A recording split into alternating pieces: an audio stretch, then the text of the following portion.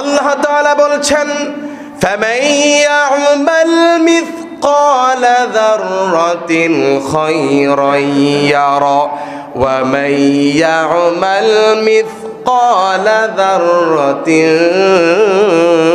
শাররান ইয়ারা। আল্লাহু আকবার।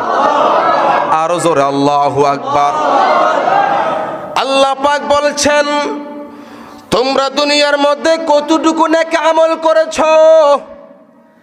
কতটুকু বদ আমল করেছ, আমার বিধান কতটুকু মেনেছ, কতটুকু অমান্য করেছ, সব কিছু কিয়ামতের মাঠে তোমাদেরকে দেখানো হবে।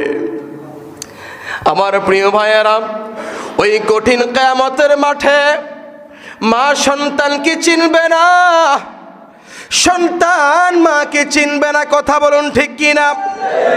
নেতা কর্মীকে চিনবে না, কর্মী নেতাকে চিনবে না। দুনিয়ার মধ্যে আমরা এই ভাই ওই ভাই বলে ফারাফারি করি, লাফালাফি করি। সেই কঠিন কিয়ামতের মাঠে নেতা কর্মীকে চিনবে না, কর্মী নেতাকে চিনবে না।